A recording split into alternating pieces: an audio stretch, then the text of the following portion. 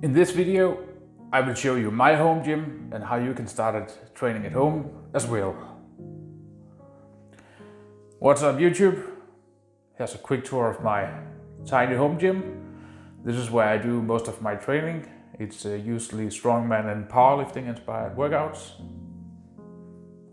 There are many good reasons to train at home. It doesn't have to take up a lot of space. Most people don't even need a whole lot of equipment to begin with. I've spent a few years gathering all the equipment that I have. I usually buy second-hand used equipment or find the cheapest new equipment that is available. I save a lot of time training at home. I don't spend any time commuting to another gym. I can train whenever I want. I know what equipment I have, and I know it's always available.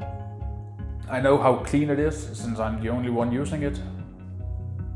I enjoy training alone. Sure, I would like a spotter once in a while, but usually when I do heavy squats or so, I just do box squats instead.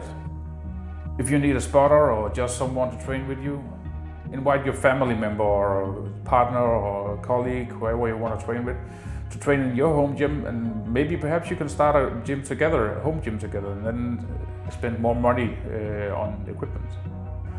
I found it more motivating for myself to train at home. Again, most people won't need a whole lot of equipment to begin with. You can get in pretty good shape doing bodyweight exercises only, such as push-ups, sit-ups, or pull-ups. You can make or buy a pull-up bar really cheap. I used to do pull-ups on the steps of my stair out there before I got my fingerboard. So just get creative, use whatever you have around. Start buying some cheap used equipment, such as a pair of dumbbells, a used bar and some plates, perhaps a kettlebell or two if you're up for that. And of course, it all depends on your fitness level that you are now, or the goals you want to achieve, and so on, and how you want to train. It doesn't have to be weight specific. It could be a body weight, as I said, or many other training styles. The room where I train is only 2.4 by 3.4 meters. That's less than 8 square meters.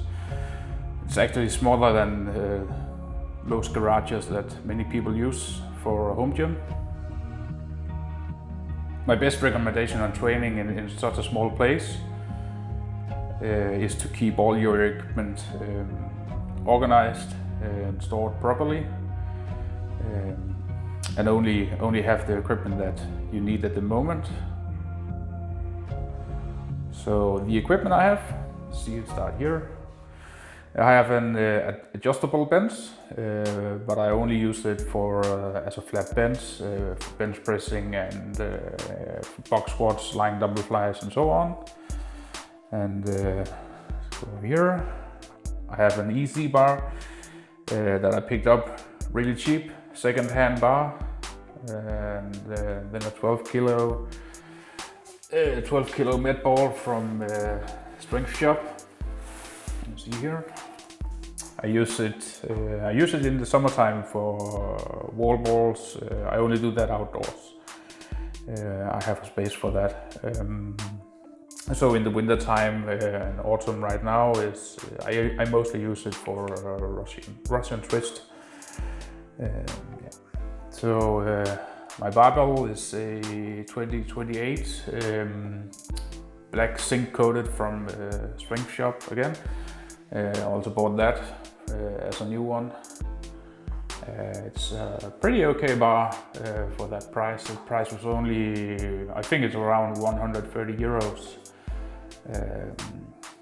And usually when you buy bars in that price range, the thickness is usually 32 millimeters, and this should be 28.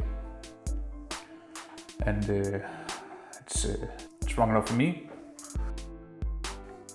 I have a freestanding squat rack. It gets quite unstable when I have heavy loads and re-racking the weight. I'm quite sure that the rack itself is from Gorilla Sports, and it was probably the cheapest that I could find when I bought it. I highly recommend that you spend more money on a good rack, of course depending on your levels and what you want to train. It could be a power rack, a half rack, foldable, whatever you shoot. I've been looking for a better rack for some time, but since my room is so small, there haven't been any good options. I'm not only restricted by the space on floor, but also height of the room. Most squat racks is actually a few centimeters taller than it can fit in here. So I'm actually currently about to design my own squat rack that I will be making myself. I think that will be the best option, so I can make it as small as I want and perhaps put in a few extra features than I have found anywhere else. So I try to store and organize all my equipment here in the corner. I have a strongman lock that I use for log presses. I actually use it quite a lot. And right behind it is a homemade fat bar I made this summer. Just made of 1.5 inch steel piping. It also works as a chain yoke. Basically just put a chain through the pipe. It's hollow, so as a chain yoke. It works kind of like a normal strongman yoke, but it's more, let's say, unstable because it's a chain, it's not a stiff leg. And there I have fat grips. I used to train with fat grips, but now that I have a fat bar, I don't think I'm gonna use it that much. I will use it on my trap bar once in a while. Some chalk that I use once in a while, an ab wheel. My trap bar is probably one of my favorite piece of equipment. I probably use that for 90% of all my deadlifts. Down here I have a pair of dumbbells and some extra plates for the dumbbells and the EC bar. Probably picked it up, used some time ago. And some cheap flooring made of foam. So maybe one day I will upgrade to stall mats or buy a weight lifting platform or so, but probably gonna make that by myself as well. I used to do a lot of kettlebell training. Qualified for the nationals some years ago in the snatch event, but ended up injuring my wrist just a few weeks before the competition. So I had decided to cancel and not participate. Now I mostly use them for swings. I have 12 kilo, 18, 24, 32 and the 64. It's my monster bell. The gap between the 32 and 64 is quite big, so I'm most likely gonna buy a 48 kilo one day. So over here I have my weight plates. They are obviously needed for weight training. I have some cast iron that I bought from Spring Shop, and some plastic coated as well with a handle. Doesn't make that much of difference. They were both the cheapest that I could find at that time. Cast iron plates is usually much cheaper than when they are coated or if it's bumper plates or so. I decided not to buy any bumper plates because I don't do that much Olympic weightlifting. It's mostly powerlifting and strongman, but maybe one day I'll buy it. I still do some, especially for the log press and so. so the plates will last longer if I throw it. I bought 2 sets of various plates in different sizes. My idea was that if I used more than one barbell for a workout, a superset or so, then I would always have plates enough. Then I would always have plates enough for both bars. But it turned out that I rarely do that kind of workouts, so I would have been better off with some more 20 kilo plates. And I'm probably gonna outlive those anytime soon on my deadlift, so 20 kilo plates will probably be in my next order, most likely from a strength shop, the kettlebell as well, and maybe a few other stuff.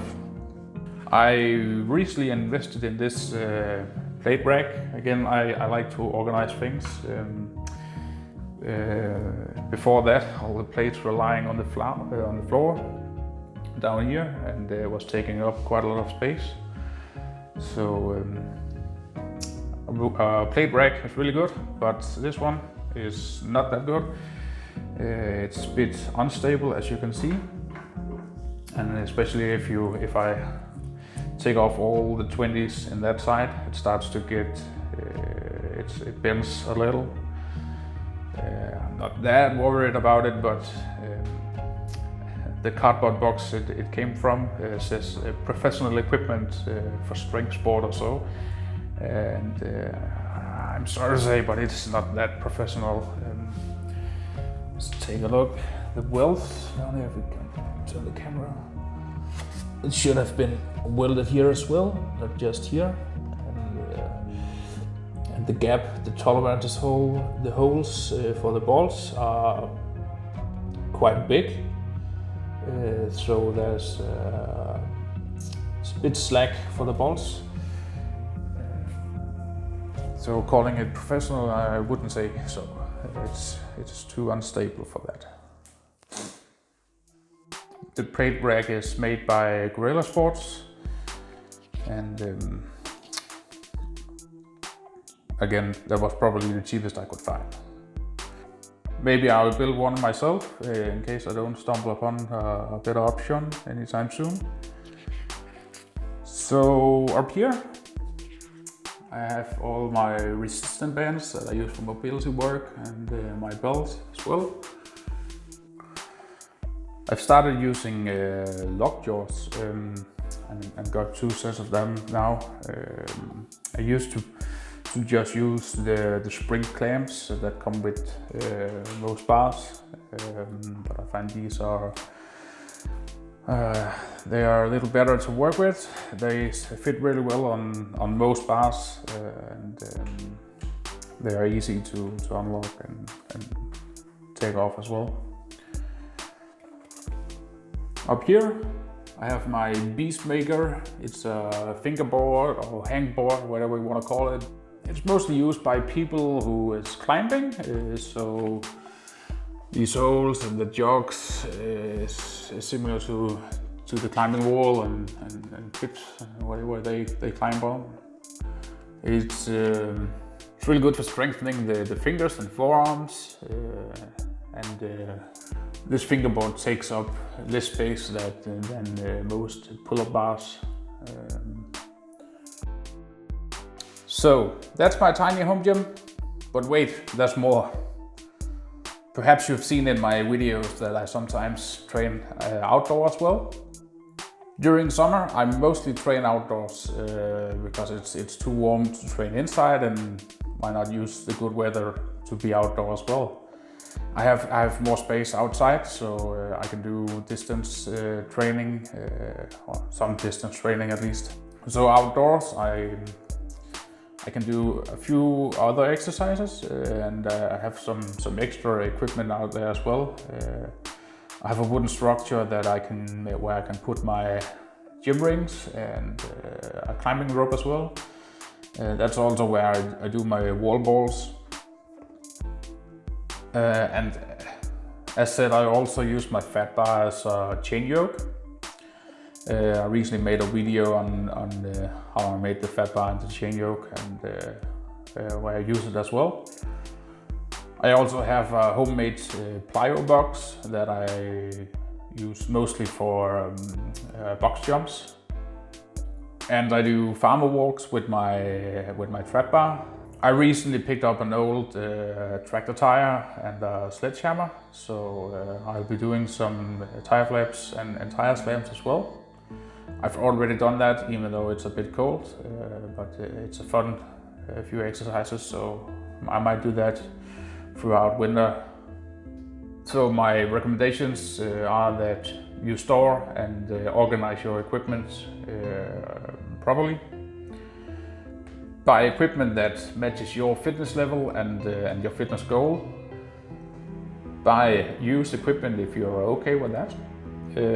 Many second-hand web stores, online web stores, they offer you to get a notification whenever there is a specific item on sale. High-end equipment such as Olympic bars and plates from known brands, they usually sell really fast. So if it's possible, turn on the notification if you want that. If you buy used equipment, make sure to check it out before you buy it. Is the barbell, is that bent? Is the bearings rolling properly? Is there any cracks in the plates? Is the rack sturdy enough? And if you're good with tools, go make your own equipment, such as a power rack or a bench. There are so many guides. There are so many DIY guides on the internet on how to build things, and you can really save a lot of money by making it yourself.